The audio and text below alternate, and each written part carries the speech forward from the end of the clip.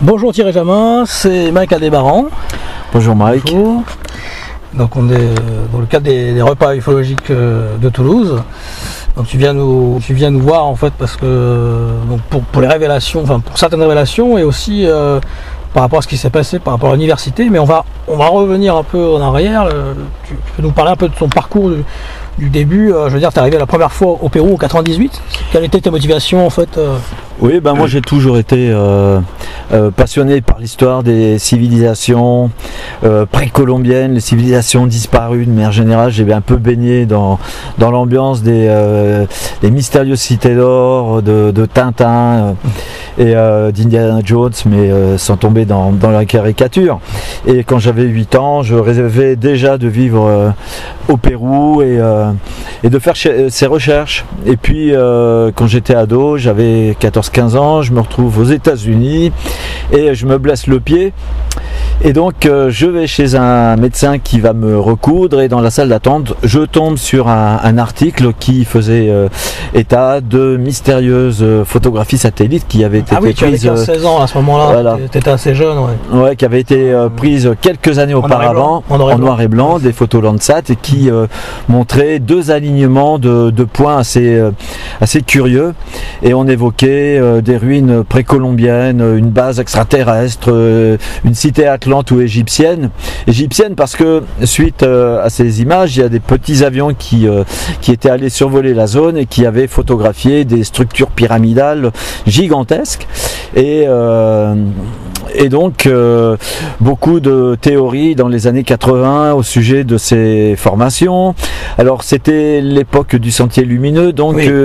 Une époque un peu compliquée pour aller se perdre non seulement en forêt amazonienne mais dans la région de Cusco, si bien que dans les années 90 on ne savait pas encore exactement de quoi étaient faits ces formations. Et c'est l'époque Fujimori qui se battait contre le sentier lumineux d'ailleurs. Voilà. Qui voulait rester au pouvoir, Et moi donc j'ai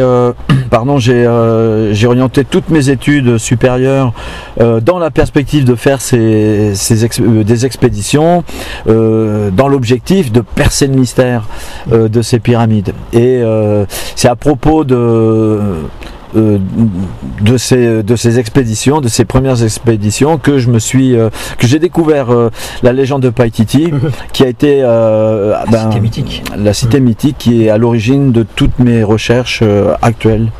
C'est là dans la région de Madre. De Madre de Dios et de Cusco. Et là, alors j'ai fait ma première expédition en 98 et pendant 20 ans, on a fait plus d'une vingtaine d'expéditions sur les traces de ce site. Tu as eu beaucoup de stops dus des fois le matériel n'allait pas, au bout de plusieurs jours, les autorités aussi. Oui, des problèmes humains qui sont dans une expédition. Les tribus aussi. Ouais. Mais les problèmes facteurs humains, c'est le premier obstacle. D'abord, dans les premières années, problèmes humains dans mon groupe. Puis ensuite, problème de la logistique, qu'il faut se trimballer parfois des semaines en forêt amazonienne et c'est pas toujours évident. Et ces dernières années, on a plutôt des problèmes avec les autorités péruviennes. Ça commençait avec Machu Picchu déjà. Et voilà. Tu as trouvé cette porte face à ce fameux Crespi. Alors ce qui est drôle, c'est que il a le nom je ne sais pas si tu te rappelles de l'espère du père Crespi de Los Tayos. Là aussi, il y a toutes ces choses assez bizarres d'organisation gouvernementale derrière. À Los Tayos, c'est à peu près comme Fujimori, quoi. En 99, quand il a l'héliporte où tu voulais y aller, et bien il a trouvé lui, ça se trouve, et en fait ils ont trouvé dans ton dos, quoi. En fait. Alors, Los Tayos, bon, ça a été, on pourrait en parler. En plus, c'est Armstrong qui a été. Dans les années 70. Donc, il devait avoir apparemment. Stan Hall. Oui, il devait avoir des informations assez précises et le matériel du fameux père Crespi a disparu brûlé, après sa mort, brûlé ou ramené dans les grottes. Mais alors, il y a beaucoup de d'hypothèses. On parle aussi de la CIA qui serait venue récupérer ces dizaines, sinon ces centaines de plaques métalliques de toute taille avec des inscriptions très très curieuses. Alors c'est bon, c'est une. Est-ce que c'est un endroit qui t'a tu voudrais peut-être aller faire des recherches? Oui, c'est intriguant, mais on en parle très peu en France. Hein. C'est vrai. Alors il y a un Français qui vit aux États-Unis qui s'appelle Benoît Duverneuil, qui a consacré ses dernières années de recherche là actuellement à Los Tayos. Ouais. Et il a une démarche assez scientifique, on va dire. Alors ce n'est pas un scientifique, mais il a une démarche assez rigoureuse et il organise chaque année une ou deux expéditions dans cette région à la recherche du trésor d'Atahualpa, mais surtout des grottes de Los Tayos. Il a une démarche qui m'intéresse parce que, encore une fois, il est sérieux, il respecte un certain protocole de recherche et voilà quoi. Alors évidemment, c'est une zone qui est très intéressante. L'Amérique du Sud, c'est une terre on va dire, de mystères et d'énigmes archéologiques. Et nous, pour le moment, ça reste Paititi. Ouais. Après, Los Tayos, peu en parler, à part Ludovic Bonin d'Icaris, Laurent Glosy dans les Légions Atlantides, avant lui.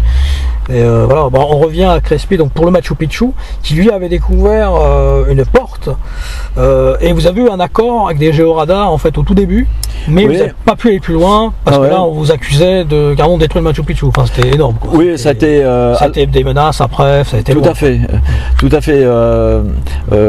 David Crespi me contacte en août 2011, mais après avoir tenté de contacter des archéologues sur place, l'ambassadeur du Pérou en France et en Espagne, parce que lui vit à Barcelone, et en désespoir de cause, si je peux dire ainsi, il a rencontré mon nom dans un article qui paraissait justement dans le Figaro Magazine d'août 2011, et il s'est mis en contact avec moi. Et pour être franc, dans nos premiers échanges, bon, je ne le prenais pas trop au sérieux. Je pensais que c'était un mec un peu frappé.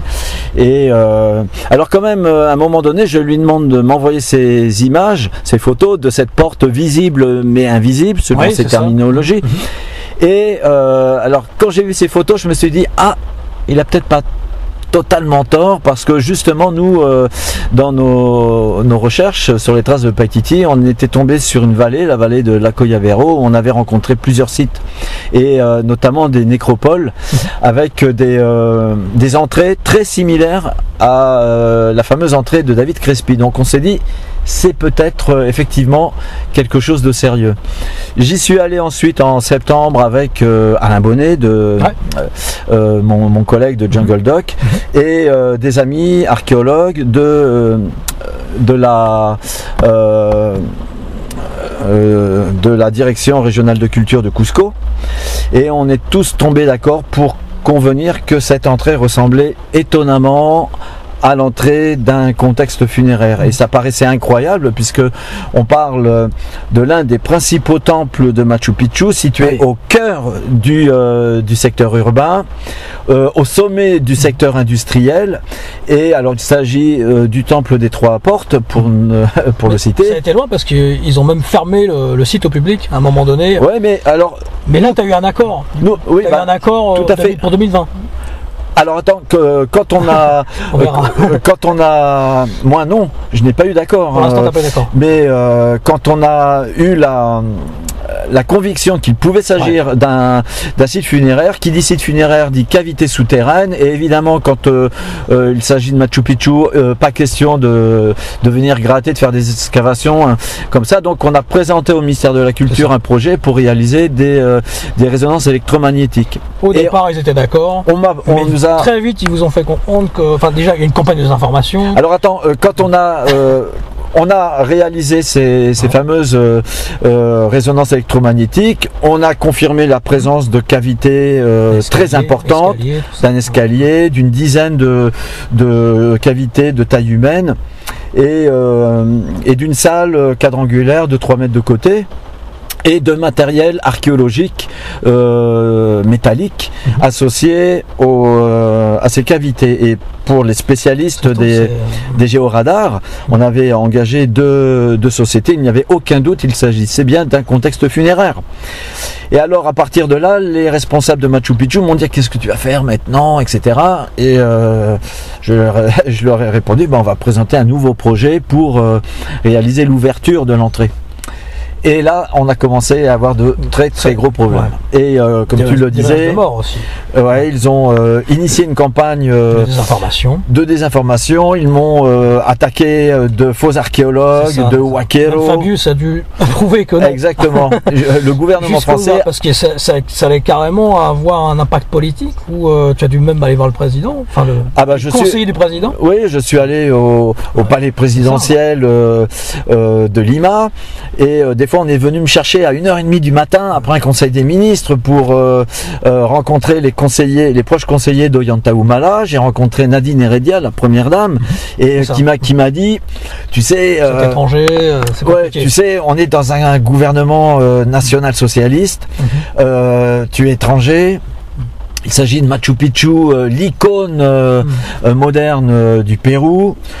Tu parles de Pachacutec, qui est le symbole de l'identité andine. Et tu parles de... C'est les journaux qu'on en parlait aussi, qui ont mis en épingle, mais alors que tu t'es pas prononcé vraiment, quoi.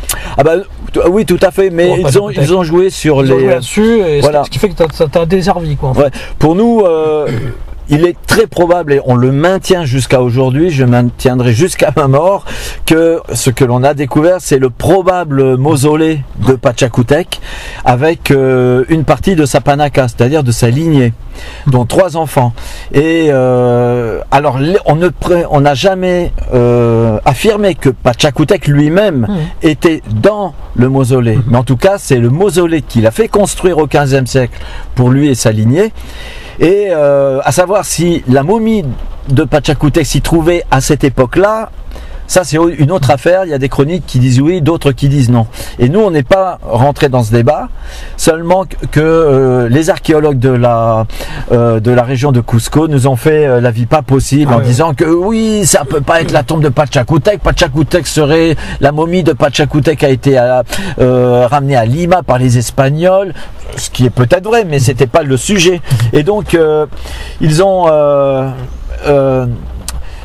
fait une polémique, une campagne tellement agressive. On a vraiment eu l'impression qu'ils voulaient récupérer la découverte, que eux-mêmes non plus n'ont pas pu réaliser l'ouverture de l'entrée.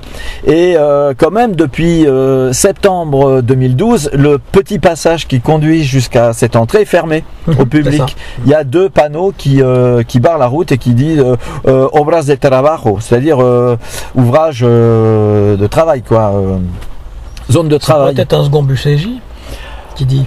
je sais pas, en tout cas... Qu'est-ce que tu penses de l'affaire Bucégy, toi, personnellement? J'ai pas trop d'opinion. Dans la conférence qu'on va donner tout à l'heure, je vais bien rappeler que Incaris, c'est une ONG de recherche archéologique. On n'a vraiment rien avec l'ufologie. Et alors, paradoxalement, ils ont fait... ils ont généré cette polémique qui, au final, nous a servi d'une certaine manière, parce que l'Institut Incari a gagné en notoriété au niveau national. Et après l'affaire de Machu Picchu, eh bien, beaucoup de Péruviens nous contactent plus ou moins régulièrement pour nous signaler la présence. Oui, alors ça, au moment où c'est le pire polémique. Je vois que tu connais bien le sujet. Alors ça, c'était incroyable. Fort de Café, en 2013, au cœur de ces polémiques, alors que le ministère de la Culture me traite de Huaquero, de vandale, etc., qui va détruire Machu Picchu. Le ministère du Tourisme et de l'Industrie me décerne l'Inca d'Or pour le meilleur projet scientifique de l'année 2013. Le projet Machu Picchu. Alors là, c'était pas mal. Et donc, depuis cette affaire, on est régulièrement contacté par des habitants des campagnes qui viennent nous signaler la présence ça et là de ruines archéologiques. Nous, généralement d'ailleurs, on les renvoie vers le ministère de la Culture. Mais c'est ainsi que, en octobre 2016, un certain Paul Roncero, qui à l'époque se faisait appeler Luis Quispe, me contacte avec un ami journaliste de Cusco, Dante Rios, et viennent me rendre visite avec des objets desséchés, momifiés et une histoire à dormir debout. Et c'est là que commence l'affaire de Nazca. Voilà. Et des fois, je me dis, mais pourquoi j'ai répondu à ces gens? J'aurais mieux fait de pas leur répondre. Je serais pas plus. En même temps, il y a eu plein de preuves par rapport à l'ADN, comme quoi il y a bien un ADN étranger qui n'est pas lié à l'humain. Et alors là, tu parles des investigations que l'on a fait. Ouais. Et pourtant, c'est quand même, il y a quand même des informations derrière où le ministère de la Culture, tous, ils s'acharnent un peu.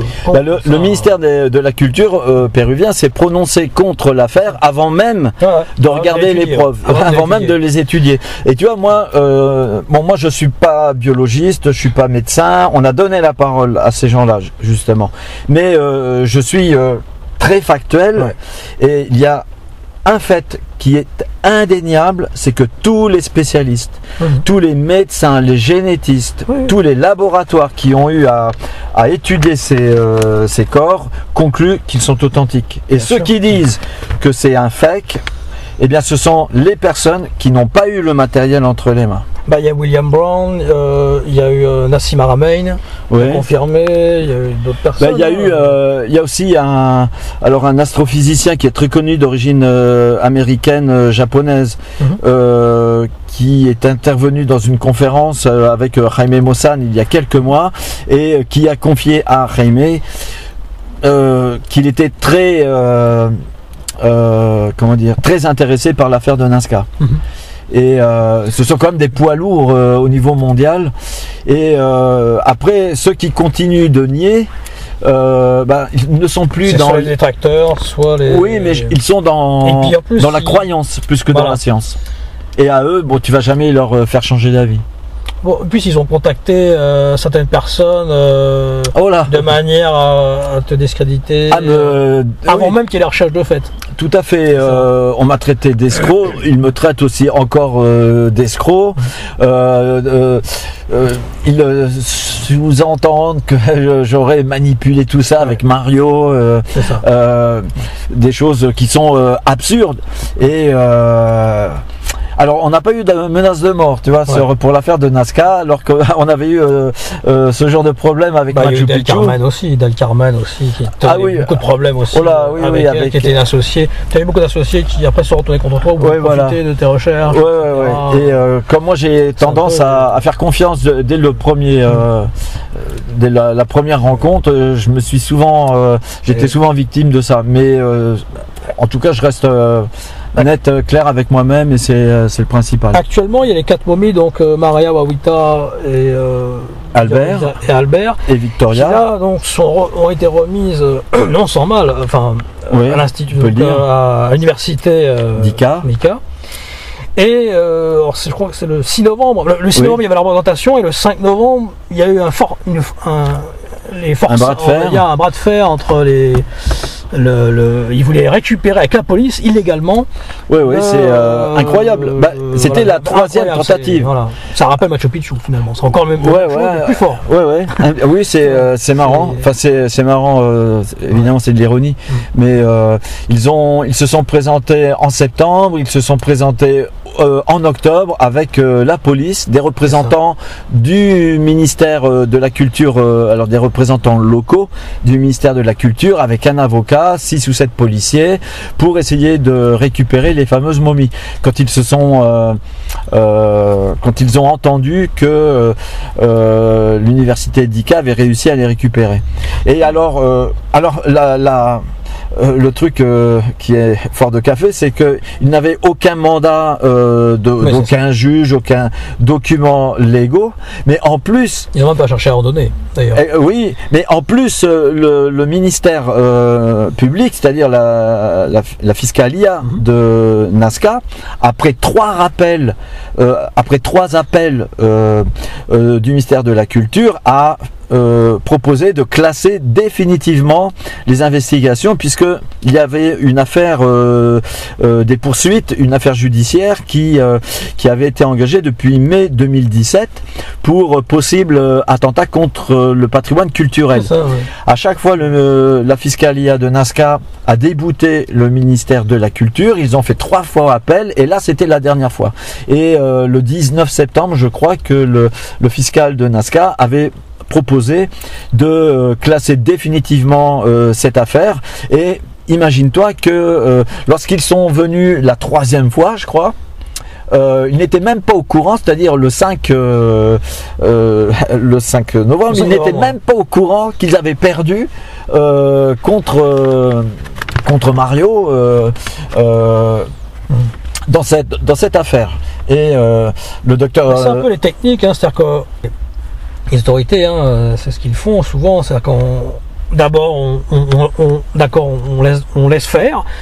Une fois que tu vas un peu trop loin, on met un stop, on met une désinformation, et après, on vient se servir. Oui, oui. C'est exactement les mêmes choses, hein, mais comme à Los Tayos.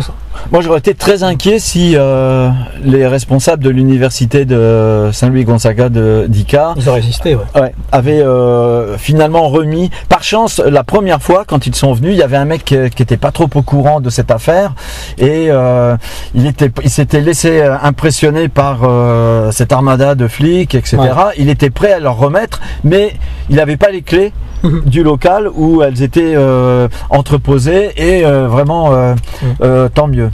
Et jusqu'à présent, les autorités de l'UNICA tiennent bon, et ils sont très motivés. Alors évidemment, ils ont été attaqués, ils sont l'objet d'attaques par des archéologues de cette même université, et puis par d'autres, et ils ont été menacés très récemment, il y a quelques jours, par le ministère de l'Éducation.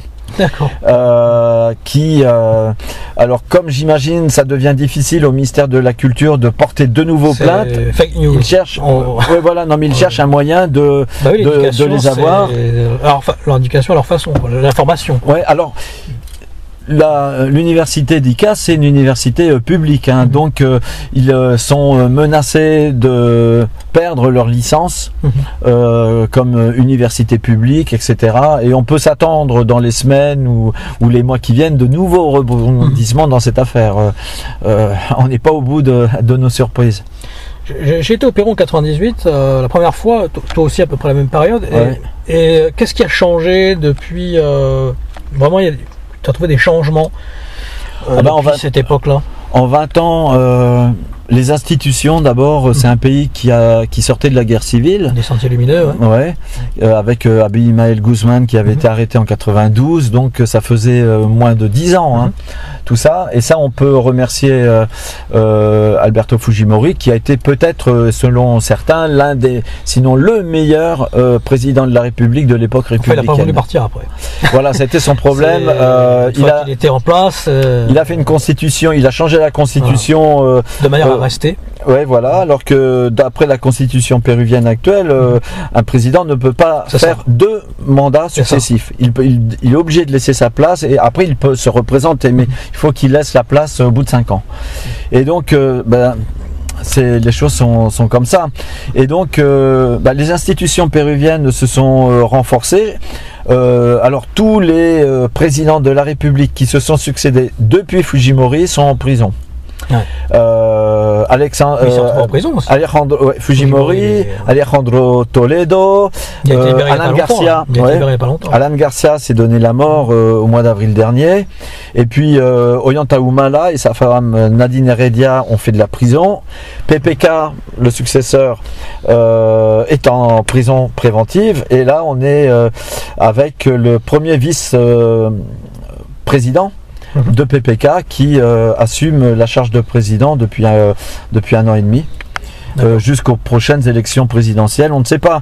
Et le Pérou, alors le président, il y a quelques mois, a fermé l'Assemblée nationale, qu'on appelle le Congrès, et a convoqué le peuple à des élections qui auront lieu le mois prochain, pour élire donc une nouvelle assemblée, puisque la majorité qui était au Congrès était Force Populaire, qui était fujimoriste.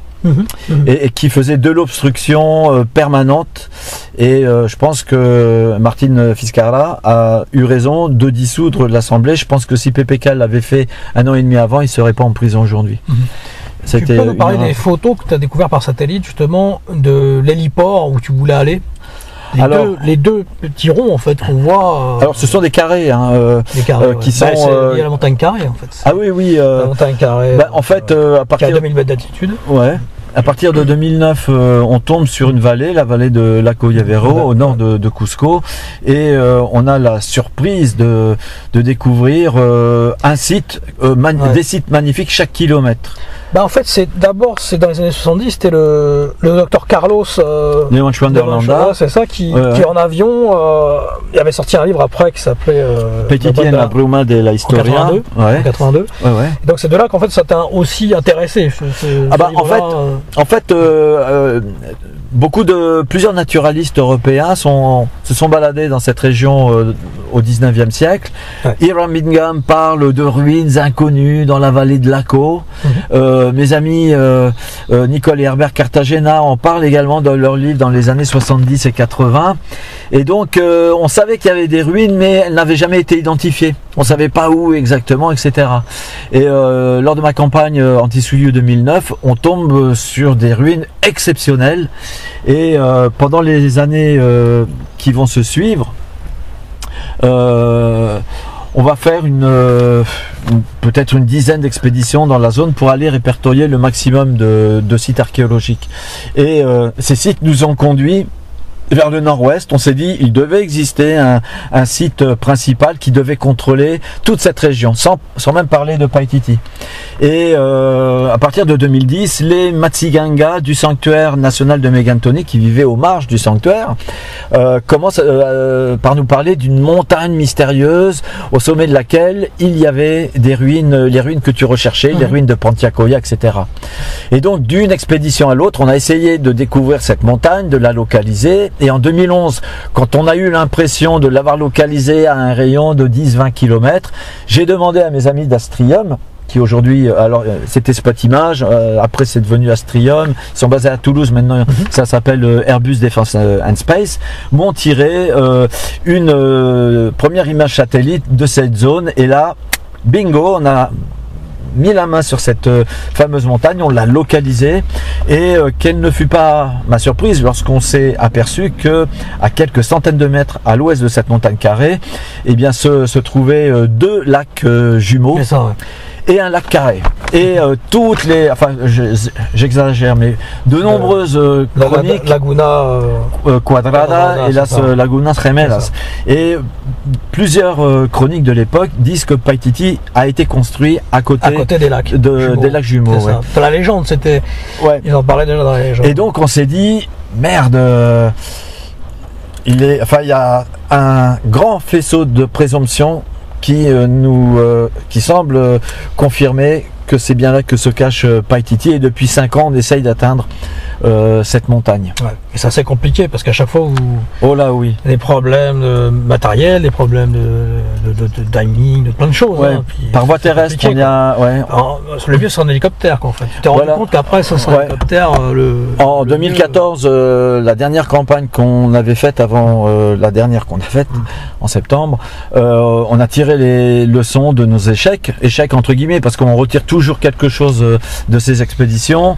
Mais depuis 98, en 2000, tu t'es battu. On va dire que tu t'es battu à chaque fois, à chaque expédition. Mais ça n'a jamais été des échecs, parce qu'à chaque fois on trouvait des indices. C'est un peu comme le petit poussé qui te dirigeait dans une certaine direction. Les pyramides du Paratoire, elles sont quand même à 250, peut-être 300 km de la zone où nous sommes actuellement. Et on s'est dit en 2014, après avoir eu des problèmes avec les narcos, qui avaient une base justement à l'embouchure d'un fleuve, le Ticumpiña, que la seule manière d'y arriver, ça sera définitivement par hélicoptère. C'est ça. Et on a fait une opération au mois de septembre dernier, à propos de laquelle malheureusement je ne peux pas parler actuellement, mais on sait que Paititi est là. Et parce que j'ai, Est-ce que les recherches de Erich von Däniken t'avaient intéressé à l'époque sur les lignes de Nazca? Alors, j'avais lu c'est quelque chose que tu as vu très jeune, peut-être. Ouais, oui, j'avais lu son livre Chariot des dieux, je crois. Quand j'étais plus jeune, c'était un bouquin qu'avait lu mon père et je lui avais piqué. Et alors après, j'avais eu une Peter Colosimo aussi, archéologie mystérieuse, même esprit, quoi. Mais Robert Charroux aussi. J'avais été en contact quand j'étais ado avec sa femme, Yvette Charroux, et elle m'avait expliqué que son mari avait été enterré en 78 sous un dolmen. Près de Locmariaquer, je crois. Et bref, oui, ce sont des lectures que j'ai eues dans mon jeune âge et qui m'ont donné la passion et l'envie d'en savoir davantage. Tu peux nous parler d'un Amazonia? Volontiers, un Amazonia. Eh bien, tu vois, depuis une vingtaine d'années, pratiquement. En collaboration avec Alain Bonnet. Oui, pratiquement toutes mes expéditions, je les ai organisées avec des caméramans professionnels. Et donc, depuis 2001, toutes mes expéditions sont filmées. Et on a des centaines d'heures magnifiques. Et avec Alain Bonnet, on a décidé de créer en 2009 la société de production Jungle Doc. On arrive de temps en temps à vendre à des chaînes françaises ou étrangères parce que des images. Suivi par TF1, tu es suivi par pas mal de... M6 en France, M6, ils sont TF1, venus. Ils sont suivis. Et depuis longtemps. Ouais. Bien avant les momies. Hein. Oui, bien sûr. Ça, en fait. Et en fait, c'est... après une expérience un peu amère avec TF1 qu'on s'est dit on va créer notre propre boîte de prod. Et là, on est sur un projet qui s'appelle Amazonia, qui est un projet de 3 films d'1h30 qui raconte toutes ces recherches. Alors le premier, on vient de le présenter dans quelques salles de cinéma à travers la France, qui raconte les expéditions qu'on a faites, mon groupe et moi, entre 98 et 2012. Et on vient tout juste de terminer un Amazonia 2 qui raconte mes recherches depuis 2012 jusqu'à 2019. Spécifiquement en forêt amazonienne, c'est-à-dire que l'affaire de Nazca, on n'en parle pas, Machu Picchu, on n'en parle pas. Ça fait l'objet d'autres projets que l'on a avec Jungle Doc. Et on aimerait bien les proposer à des chaînes de télévision.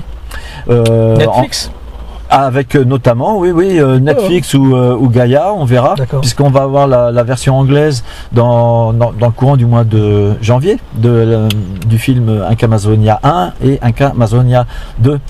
Voilà.